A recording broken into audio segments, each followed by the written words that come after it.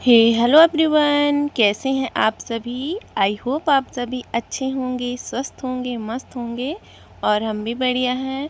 तो जी good morning. और अभी टाइम हो रहा है, मॉर्निंग के बज रहे हैं 8:30। तो यहाँ पे आ चुकी हूँ मैं बाथरूम में कपड़े धोने के लिए। और आज है सैटरडे, तो ये है हमारा सैटरडे का ब्लॉग। तो झाड़ू पोछा वगैरह जो है, नाश्ता वगैरह बन गया है, बेटा को भेज दिया है मैंने स्कूल। और उसके बाद आ गई थी यहाँ पे, मुझे ना कुछ कपड़े धोने थे, मतलब बेटा का ड्रेस वगैरह थी।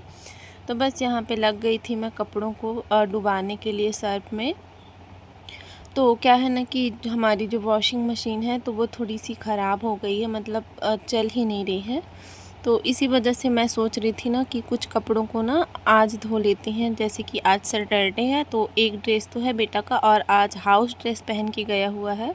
तो मैं कही जो थोड़ा बहुत है उसको आज ही धो लेते हैं और बाकी का जो है ना उसको कल धो लेंगे। वरना एक ही दिन धोएंगे ना तो बहुत सारे कपड़े हो जाएंगे, क्योंकि हाथ से धोना पड़ेगा, मशीन तो हो गई है ख़राब। तो जो भी कोई धोएगा, मैं धोऊंगी या फिर बाकी की दादी धोएंगी, तो मतलब एक ही जन के लिए ना बहुत सारे कपड़े हो जाएंगे। तो सोच रही थी थोड़े से जो आज हैं उनको आज धो लेती हूँ और बाकी का जो कल रहेगा उसको धो लेंगे ऐसे। तो यहाँ पे मैंने सारे कपड़ों को डुबा दिया था और मैं कर लूँगी वॉश। तो वैसे तो हस्बैंड जी ना मतलब कॉल किए हैं मशीन वाले भैया को, बोल रहे थे कि दोपहर तक आएगा ना तो बनवा लेना करके। तो देखते हैं, आएंगे तो फिर बन जाएगी, तो फिर कोई बात ही नहीं। तो जब तक नहीं आती है नहीं आते हैं भैया तो फिर तो करना ही पड़ेगा। तो बस यहाँ पे मैं लग गई थी कपड़ा धोने के लिए। और कपड़े तो डेली के डेली ही बहुत सारे निकल आते हैं। बच्चों के कपड़े एक दो सेट तो उन्हीं के हो जाते हैं, बच्चों के ज़्यादातर रहते हैं, क्योंकि वो दिन भर में ना बहुत ज़्यादा बदल लेते हैं, इसी वजह से। तो चलिए यहाँ पे अच्छे से धो लूँगी। तो बहुत दिनों के बाद ना मैं हाथ से धो रही हूँ कपड़े, तो आदत नहीं रहती है ना, तो इधर कंधा की साइड ना दुखने लगता है ब्रश चलाते चलाते। दोस्तों, आज हम एक टॉपिक पे आप लोगों से बात करेंगे कि निगेटिव लोगों के बीच रहकर पॉजिटिव कैसे रहा जाए। तो हम निगेटिव लोगों के आसपास रहकर कैसे पॉजिटिव रह सकते हैं, कैसे उनसे दूरी बना सकते हैं, कैसे उनको इग्नोर कर सकते हैं।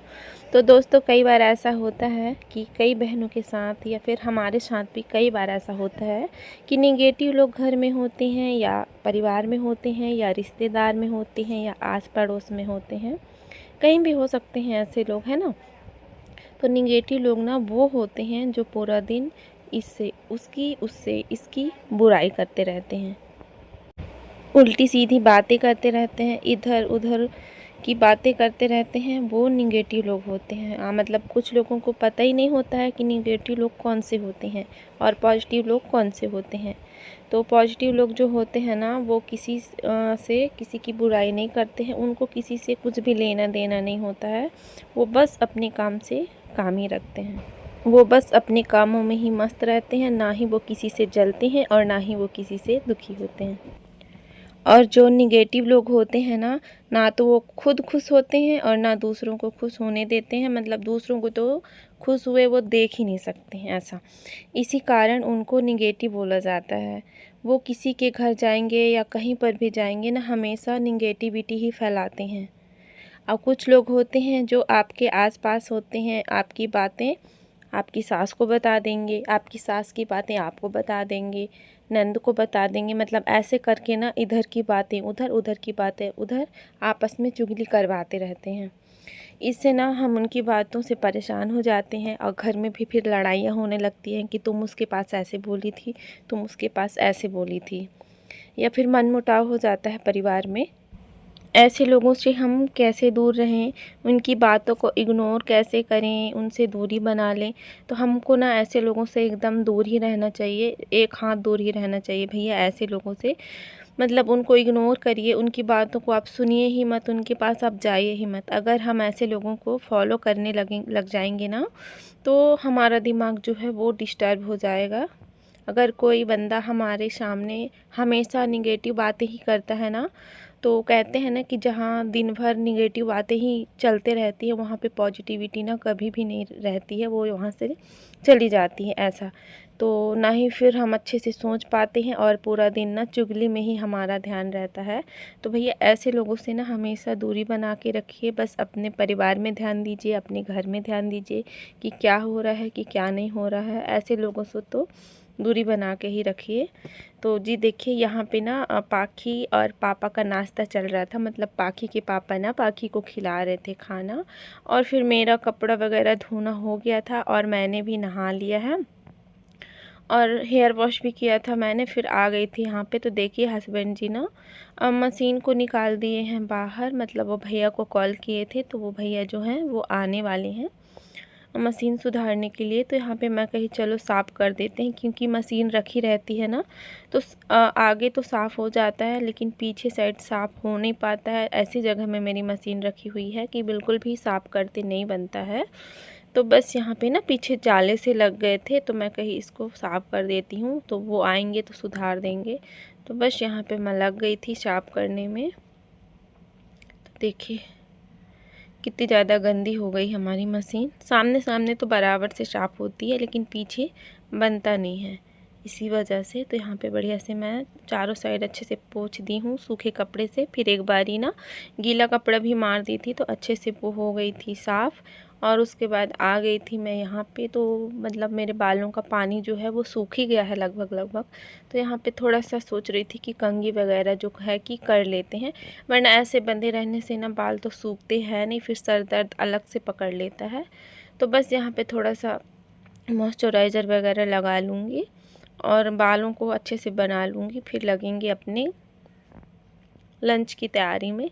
तो बस यहाँ पे मैं सिंदूर थोड़ा सा लगा लूँगी, क्योंकि हेयर वॉश करते हैं तो फिर कंघी करके ना सिंदूर लगाना बहुत ज़रूरी रहता है।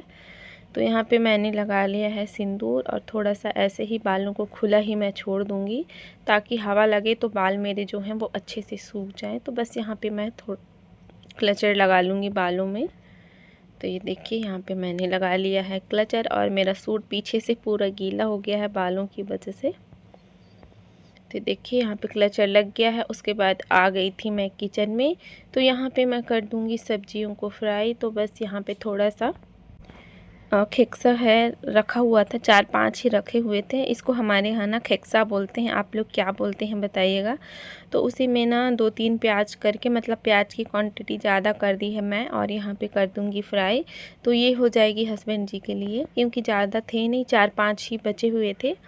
तो फिर मैं कही चलो हस्बैंड जी के लिए तो हो ही जाएगा। तो बस यहाँ पे इसको कर दिया है फ्राई और हम अपने लिए बना लेंगे कद्दू। तो मेरे को और मम्मी को हो जाएगा कद्दू, हस्बैंड जी कद्दू नहीं खाते हैं।